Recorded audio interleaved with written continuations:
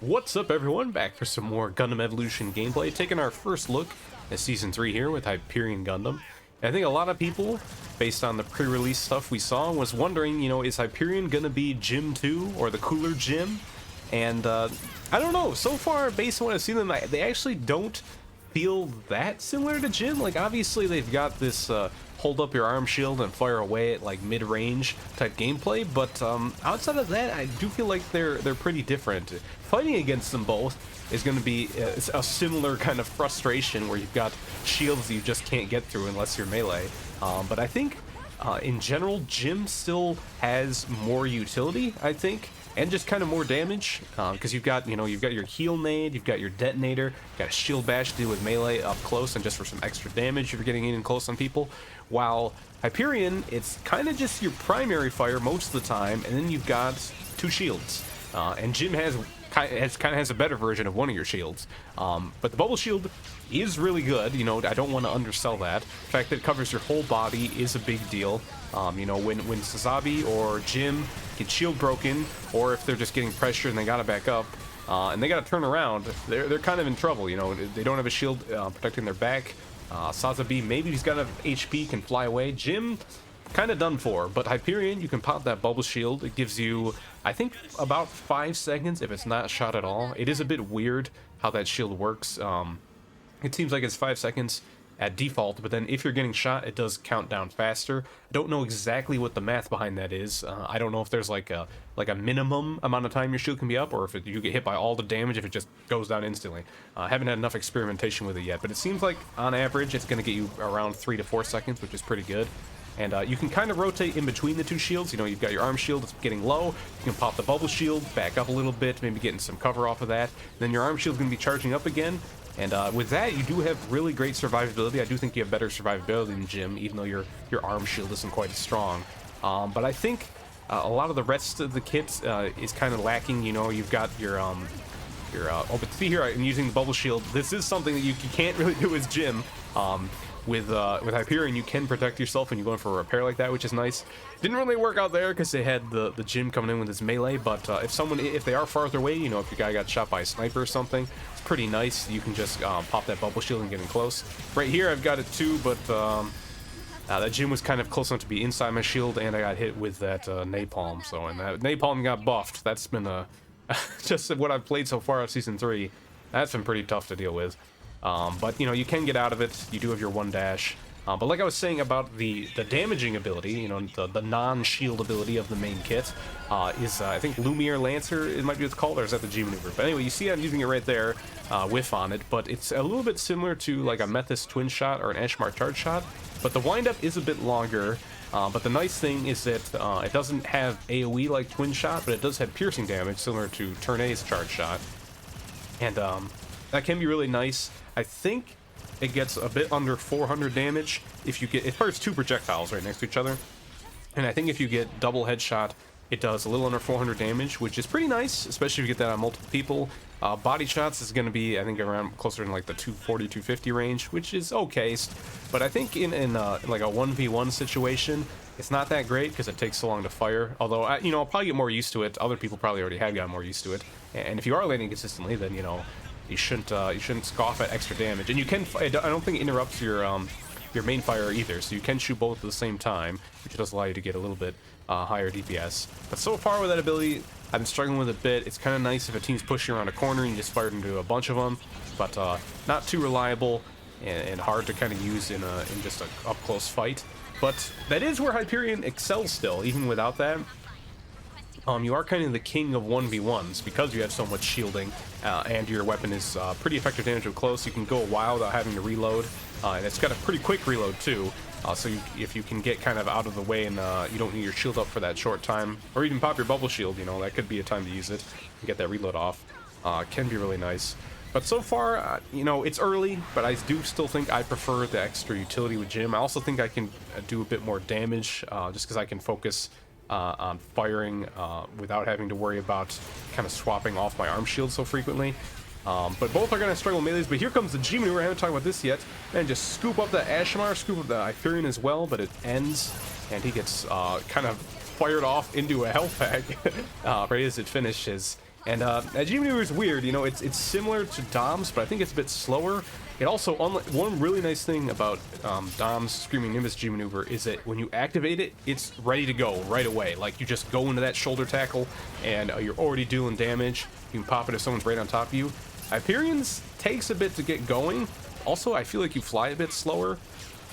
You can go vertical with it though, which I guess Dom can't, and that is kind of a thing that Dom can struggle with if someone gets, you know, knocked up into the air and you can't really hit him with it. But if you do get the hit, it doesn't actually do a ton of damage right away. The damage over time is actually kind of low, but it sucks people in and gets the stun on them. So once they're locked into that, they're getting locked in, getting hit by your G maneuver. There's not really much they can do. They just kind of hope that it wears off before they die, or there's a chance they can fall out of it. That actually did happen to me one time where I fell out the side of it, because it doesn't seem like it actually holds you in that closely. But yeah, it can definitely be devastating if you get like a big hit on a group of people, but I think that's a bit easier said than done. But hey, when it does happen, getting that big multi-kill is pretty nice, as long as you don't get shot out of it, because you don't get that same protection that Dom gets. But there you saw, you know, I did get the one kill with it near the end, got a little bit of disruption with the rest, and that was enough. We were able to hold them off, even with being down a player on our team. As we're going into round 2 here, we are going to be playing a 5v6 to start off, and it is going to even up, not because our teammate rejoins, but spoiler alert, one of their people will be leaving as well. It's going to end up being a 5v5, guess we're going Overwatch 2 style for this round 2 here. And we're continuing on Hyperion Gundam. Going to be on offense now, and I do think, at least I feel a little bit more comfortable playing Hyperion Gundam, kind of in the offensive way, just because I guess on defense, it's harder to know, you know, how much I want to push up with my shields. And if you just pop a bubble shield and you just back up with it, it kind of feels like it's wasted. While on offense, you can kind of put more of the initiative on yourself, how you want to move when those shields are up. And right there, didn't really need to use it that much, just kind of slowly picked off the enemies as we move forward. Only 21% on the ult after that. Hyperion Gundam's G maneuver is actually one of the longer charging ones, I believe, based on what I've seen. And while it does have the potential we talked about a bit last round, I don't think it's as guaranteed destruction as much as, you know, Melee Zaku, Spin, or especially Butterfly. So that's maybe something that could come down later. But I'm hesitant to talk about buffs. You know, I was... when New Gundam came out, we talked about it before, but I probably underrated them a little bit.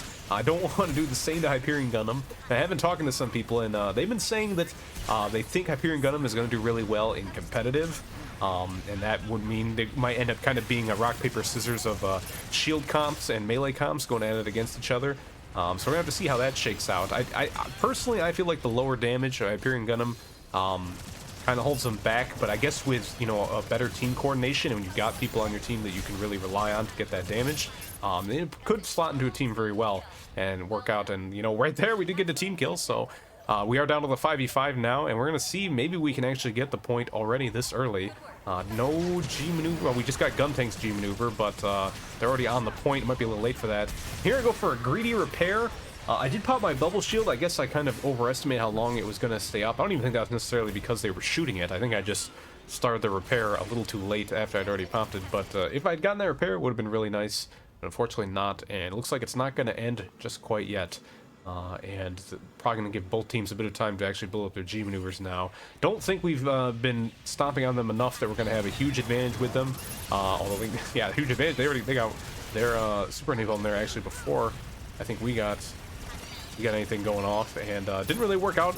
Somehow that Sazabi actually got out alive despite getting repaired right on top of it. But see there, I think I got like 2 people with my my piercing damage there, but then Guntank G maneuver coming in. He's just gonna fly that inside the bubble. Can't do anything there. Really, I should have had my arm shield up, because even if you're Jim or Sazabi, or even Gundam, having your shield up, unless they get, you know, really close or behind you, the shield can block a Guntank core fighter. It'll destroy your shield, but, you know, it's better than losing your life. So right there, unfortunately, did get me taken out. We are getting close to the G maneuver now. Just trying to get through this choke. They've got the Ashimar nade, but aside from that, nothing really too devastating to make it hard to push through here. Imperium's going to be trying to hold at the front of it with its shields. I'm getting kind of flanked here. Guntank really doesn't like me. He wants to go in and punish me when I have those shields up. And him getting me low combined with that napalm pushes me back.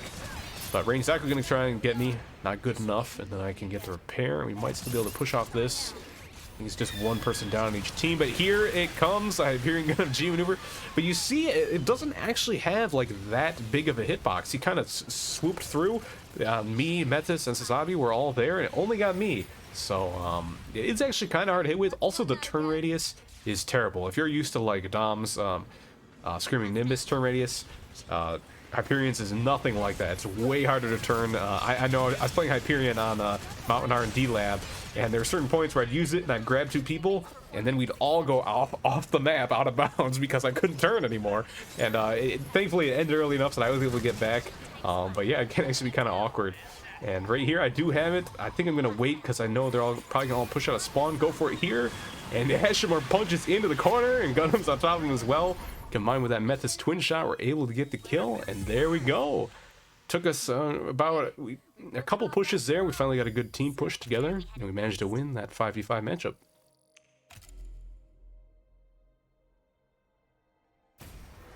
And we got the MVP. Didn't really feel like I was popping off crazy in the damage, but I guess overall all my stats together ended up working out. But yeah, I guess the final thoughts. Should you unlock Hyperion Gundam? I would say, personally, I would say hold off, because we got a new mobile suit coming next month, and much of that. If you're tight on funds, I would say wait a bit. But I am curious to hear what all of your thoughts are. If you've been having fun with Hyperion Gundam, let me know. But that's going to be all of it for this video. Thanks for watching, and I'll see you next time.